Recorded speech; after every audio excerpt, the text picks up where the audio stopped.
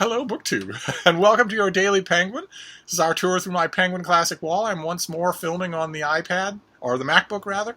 My MacBook Pro served me in good stead for many years making videos on this channel, and seems to be the working solution to my recent tech woes. I believe that the sharper film quality, the sharper video quality is done on my iPhone. But, where is it? Where are you, dear? There you are. My little iPhone 6, I think makes sharper, better videos. I think probably because it's made to.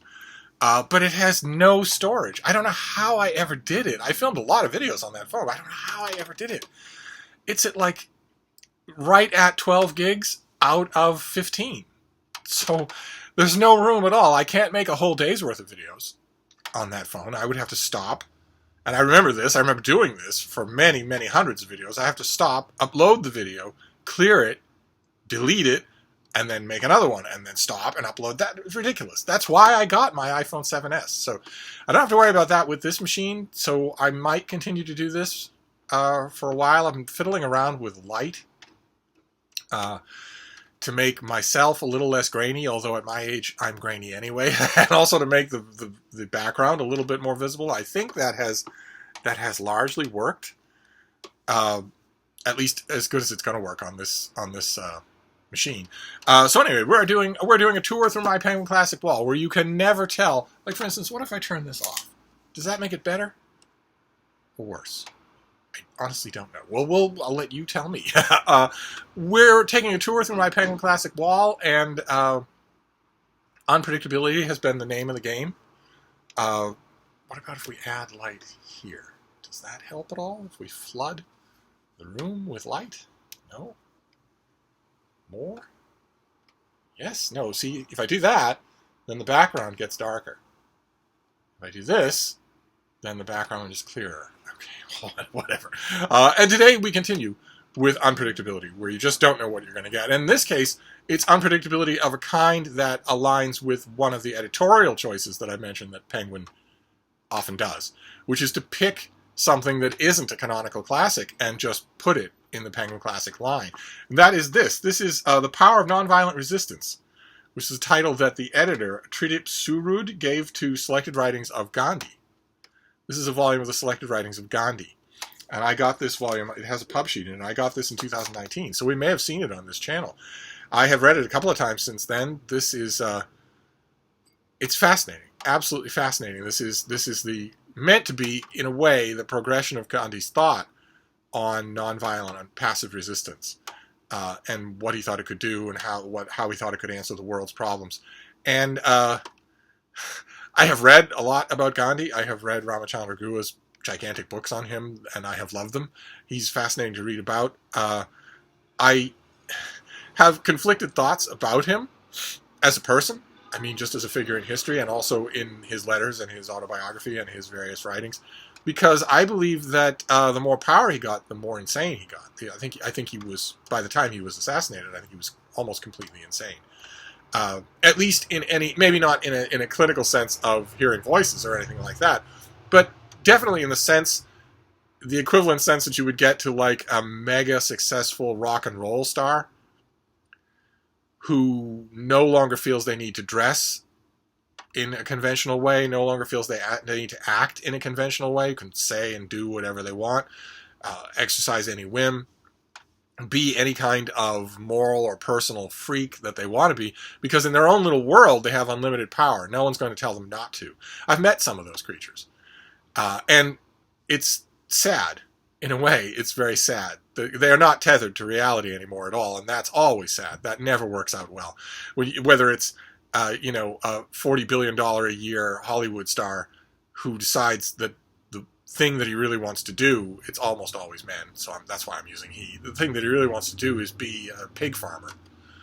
So he buys, cash down, through a terrified underling, a farm in Minnesota or Minneapolis or Idaho or wherever, hundreds and hundreds of acres, and goes there one weekend a year to sort of play pig farmer or whatever, and otherwise it's staff, and they are all terrified because they could be fired at any minute and blackballed from the industry. someone who does something like that is, in my opinion, insane. They're not clinically insane, but it's still, in the colloquial sense of the word, they're just nuts. They're not connected to reality anymore. I met a couple of those types of movie stars actually came into my bookstore when I worked in a bookstore. And you realize right away you have this sort of sick feeling that you're dealing with someone who is no longer responsible to the shared world that everyone lives in, which is incredibly selfish when you think about it. You have to allow yourself to get that way, and it's incredibly selfish to be. And Gandhi got that way. I mean, stripping himself down to his underwear and working a spinning wheel like he was in the 8th century? What on earth? That's just insane behavior. I don't care what his rationalizations for it were. It's just insane behavior. It's the behavior of someone who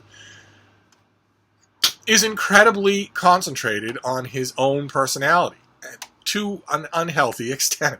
And I think you can see that in his writings. His writings get more and more unhinged as time goes on, I think. So this is a historical figure that I'm much more comfortable reading about than reading.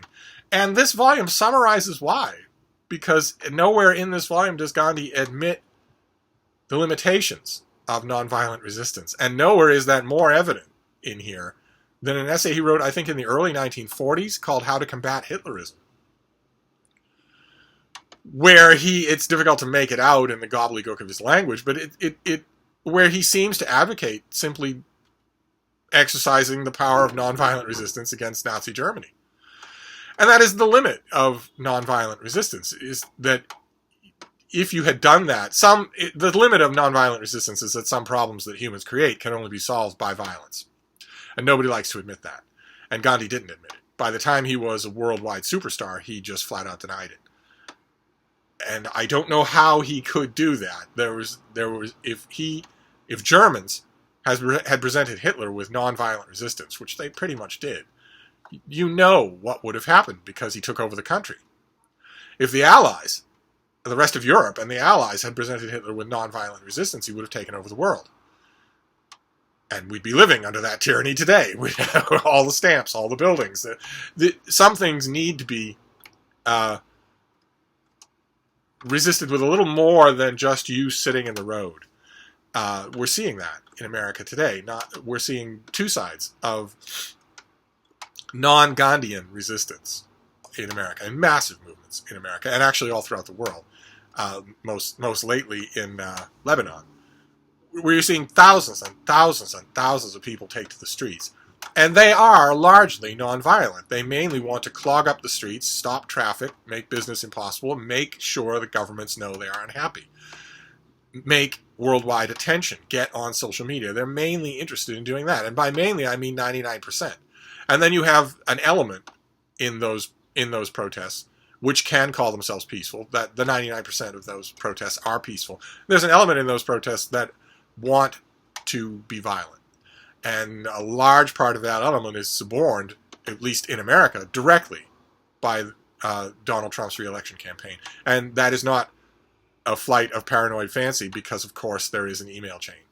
History will sort this all out. But a large part of the Antifa violence, the black-clad Antifa people who are looting buildings and burning things and whatnot, that Trump decries as being the far-left extremists that he needs to stamp out, are actually paid by him to be that way. So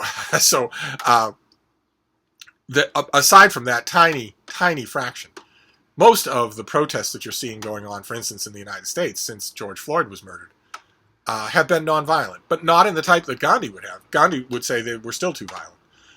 One way or another, Gandhi and nonviolent protests, just massive crowds of people just silently being there, or slightly more active 1960s style protesting, both have the same effect. And I don't deny its effectiveness. It is extremely effective. And that effect is very simple. It reminds everybody, not just the people in power, but the people watching on television or in social media and whatnot. It reminds everybody that every governmental system in the world is a tiny, thin skin on the body of an enormous organism.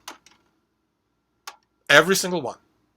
In every single case where you have a tyranny imposing its will on a people, creating martial law, creating curfews, creating violent situations where armed thugs can roam around the streets saying, light them up, get inside, and don't even look out the window, don't make me tell you twice, in an allegedly free country.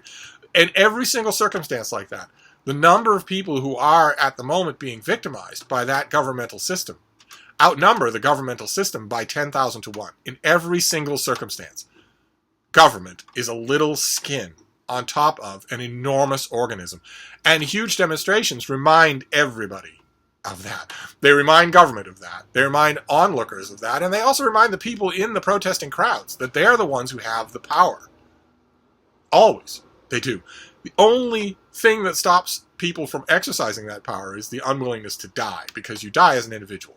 You might protest as a group, but you die as an individual. And believe you me, if you are shot in the head with a quote-unquote non-violent round, you will die. If you're gassed, you'll be impaired for the rest of your life. As usual, when Trump's Gauleiter, William Barr, just complacently, jowly tells an interviewer that the spray that was used on protesters was not pepper spray, that it was not a chemical activant. As usual in a circumstance like that, even the most nonviolent person in the world wants to say, how about we leave you in this room and detonate a canister and see what you think? He would flee the room. He'd scream for help. And he knows that. And in all circumstances like that, of course, the blood boils. But what these protests have shown is that that's the reason why those violent measures are called forth, because you don't erect around the White House, the front of the White House, a temporary fence, then a permanent chain link fence, and then a permanent solid structure in opaque wall in front of your White House for imaginary or paranoid reasons. You do that because you know that they outnumber you 10,000 to 1. The reason why this works so well in the ant world is because every ant is programmed to die for the good of the hive. Humans aren't programmed that way. If they were, I believe there wouldn't be an unjust government anywhere in the world. In my opinion, if humans were able to act that way, then every government in the world would distribute back to the people 70% of the taxes that it collects. No one would live in poverty. No one would have to scrimp. No one would have to would have to forego groceries in order to pay for a tooth filling. None of that would happen.